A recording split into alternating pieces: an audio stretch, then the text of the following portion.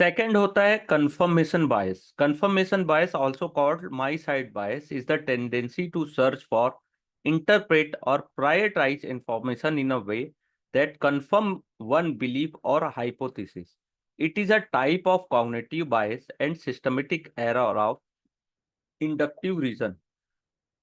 For example, when trader buy stock for reason and that reason doesn't work out, so that trader make up another one for owing the position.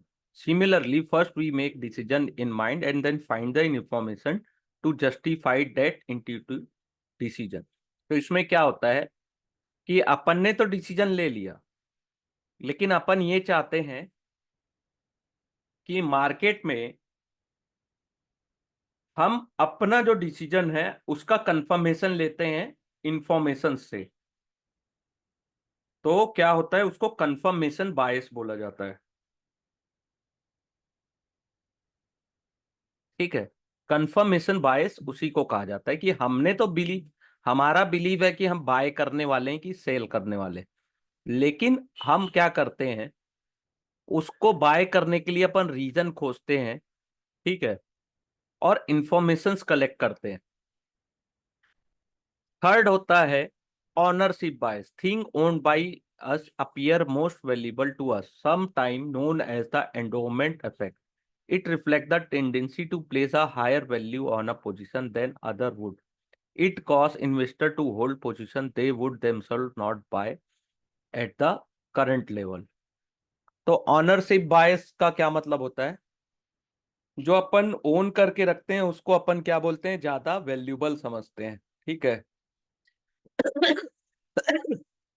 या इसको एक endowment effect भी बोला जाता है. ठीक है. तो इसमें क्या करते हैं, कई बार क्या होता है कि अपन हायर वैल्यू या एक ऐसी पोजीशन में भी चला जाता है कि वहां पे अपने को उसको सेल करना चाहिए, तो अपन उसको सेल ना करके फिर भी रखे रहते हैं. ठीक है. कई बार रहता है ना कि मार्केट में इफेक्ट है, लेकिन हमको क्या लगता है कि हमने जो चीज रखी है वो ज्यादा वैल्यूबल है. तो कई बार उसका प्लस पॉजिटिव इम्पैक्ट भी होता है और निगेटिव इम्पैक्ट भी मार्केट में होता है. तो ऑनरशिप बायस बोलते हैं. अपने को लग रहा है कि बहुत वैल्यूबल है. ठीक है. और अपन क्या करते हैं, कई बार उसको यानी कि हायर लेवल पे भी खरीदते जाते हैं. इस टाइप का भी होता है. तो ये साइकोलॉजी है. कहीं ना कहीं ये जितनी भी साइकोलॉजी है हम लोगों के साथ डेली के रूटीन में भी, ट्रेडिंग में, इन्वेस्टमेंट में ऐसा होता ही है. एक होता है gambler. predicting absolute random events so on the basis what happened in the past and making trend when there exists none. It is mistaken belief if something happen more frequently than normal during some period, then it will happen less frequent in the future. On that, if something happened less frequently than normal during some time, then it will happen more frequent in future. तो ये gambling है. Past के उसके events को देख के future को predict करने की कोशिश करते हैं अपन. ठीक है. कई बार अपन गलत भी बिलीफ रहता है अपना. ठीक है. कि कल का उसका देख लिए, यानी कि इसको ये समझ जाइए कि हमने दो दो ट्रेड लिए तो उसमें प्रॉफिट हुआ था प्लस में, तो अपन ने आज भी प्लस में ही प्रॉफिट, यानी कि मार्केट लग रहा है कि नीचे जाएगा, लेकिन अपन क्या है कि अपन ने दो ट्रेड जो पहले लिए थे उसमें ऊपर के ही ट्रेड में पैसे बनाए थे. तो अपन गैम्बलिंग टेंडेंसी आ जाती कि नहीं, अपन तो गैम्बलिंग कर रहे हैं, अपने को कुछ अता पता नहीं है कि कहाँ जाएगा, लेकिन बस ब्लाइंडली अपन ट्रेड कर रहे हैं. तो ये ऐसा इन्वेस्टमेंट में भी होता है gambler. Winner curse.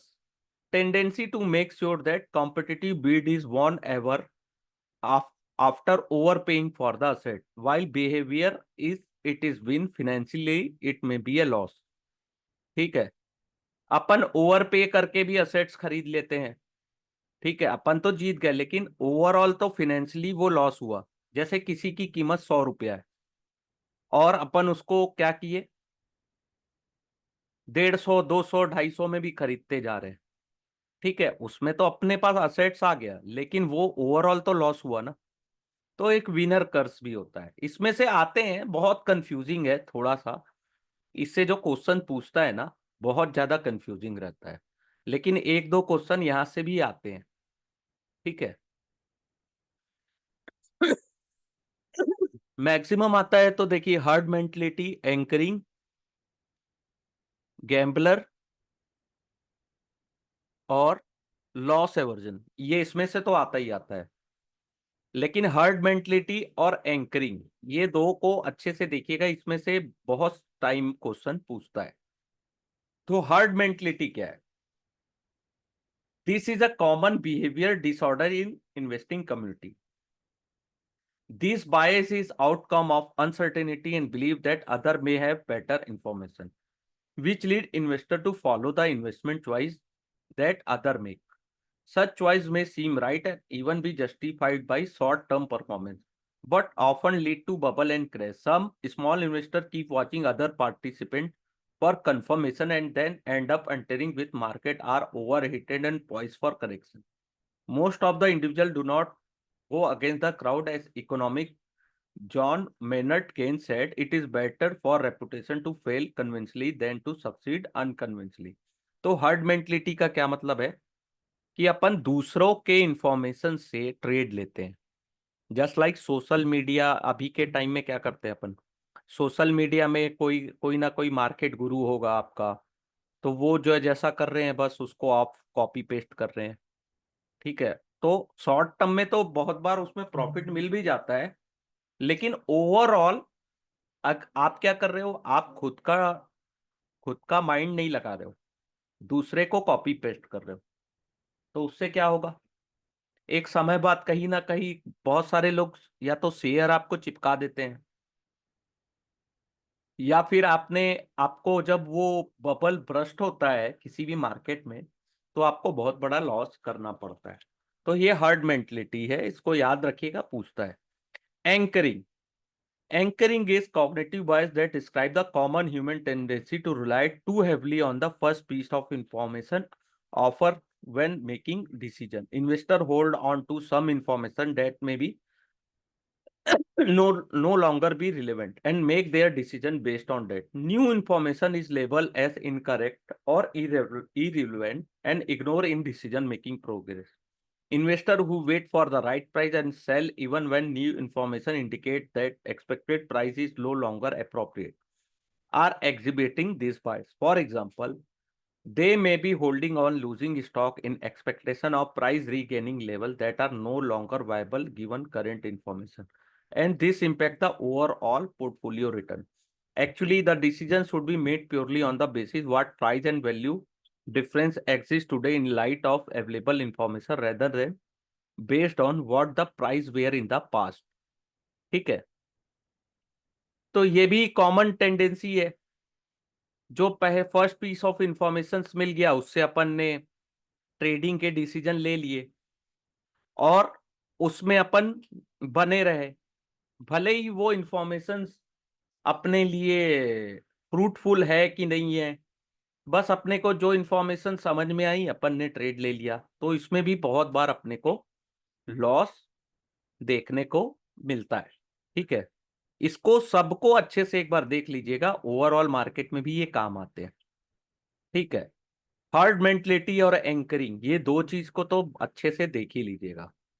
Projection bias, we project recent past of the distance future completely ignoring the distance past. ठीक है। एक ये प्रोजेक्शन बायस है।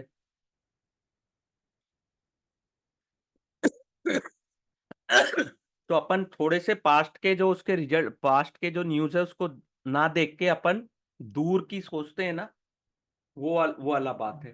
तो ये ओवरऑल अपनी साइकोलॉजी दिया है, इसमें ये जरूरी नहीं है कि आप गलत हैं कि सही है, ऐसा इसने नहीं कहा है। ये ट्रेडिंग साइकोलॉजी या ह्यूमन साइकोलॉजी के बारे में इसने डिटेल में बताया है। ठीक है। इसमें से भी क्वेश्चंस आते हैं, तो प्लीज इसको एक बार रिपीट कर लीजिएगा, कहीं ना कहीं एक ना एक क्वेश्चन तो आएगा ही आएगा इसमें से।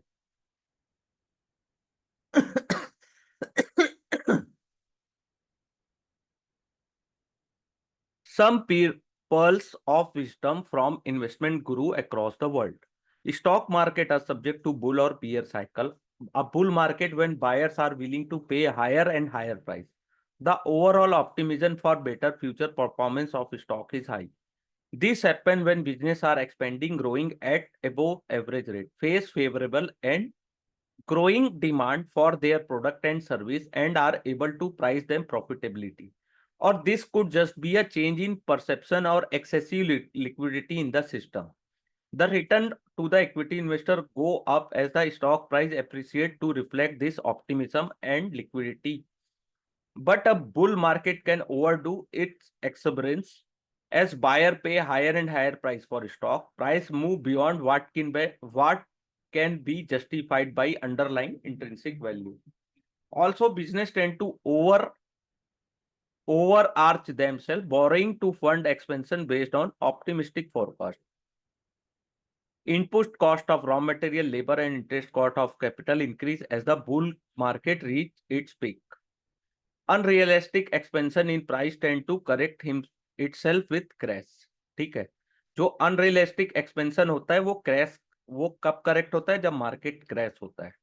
ठीक है, और मार्केट जब ऑप्टिमिस्टिक होता है तो क्या होता है? रॉ मटेरियल के कॉस्ट बढ़ते हैं, लेबर और इंटरेस्ट रेट भी बढ़ता है। ठीक है, the bull market pay way to bear market when stock price fall and correct themselves. A downturn in economic cycle can lead to stress for several business when they face lower demand for their product and service, higher input and labor cost, lower ability to raise fund, in many cases risk of survival. When the economic condition change, several business that became profitable may come under stress and begin to fall. Bigger bear market in equity reflect this pessimism. Stock price fall, seller quite in despair, accepting a lower price and loss on their stocks. As price may fall well below intrinsic value, buyer who find the valuation attract will start coming into the stock that now are priced reasonable or lower. Central bank reduce interest rate to give push to the consumption and investment, and slowly the bear cycle give way to the next bull cycle.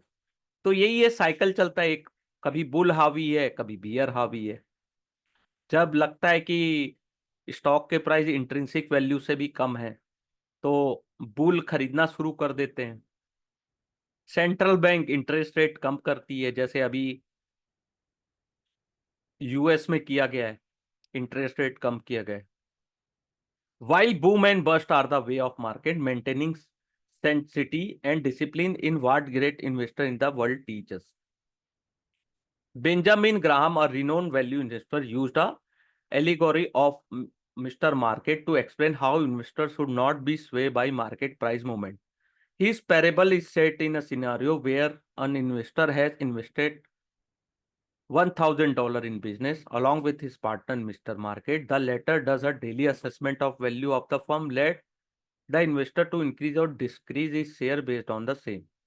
While the Mr. Market assessment were sometimes based on actual business event, they were often swayed by Mr. Market own emotions.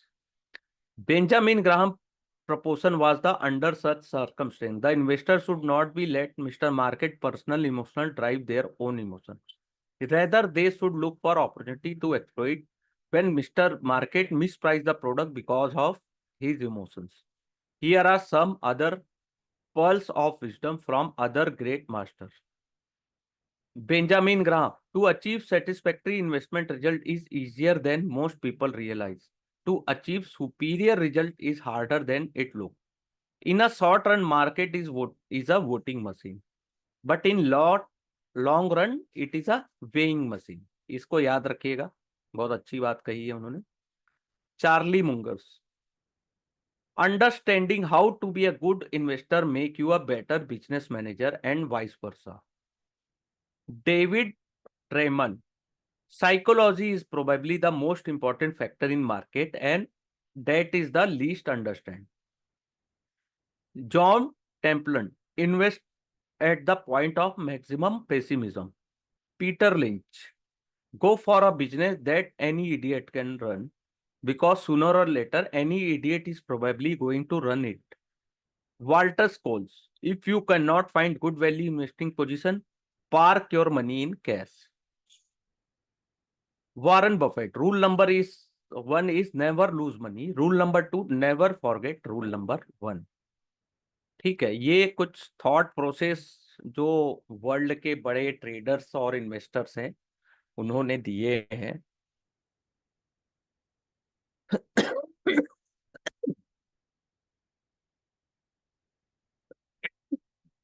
Measuring liquidity of equity stocks. तो liquidity को कैसे देखते हैं अपन? Liquidity of stock can be measured using the following metric. Stock turnover ratio. This ratio is calculated by dividing the number of shares traded during a given period by the number of outstanding floating shares. Mostly the time frame used is 1 year. Free float share refer to number of share held by non-promoter shareholders, non-promoter group shareholders. Second है traded value turnover ratio. This ratio is similar to stock turnover. It is calculated by dividing the traded value of share by the market capitalization of the company. ठीक है, ये दो ratios हैं, इसको भी देख लीजिएगा, इंपॉर्टेंट है। तो आज अपना शायद चैप्टर 11 कंप्लीट हो गया है। और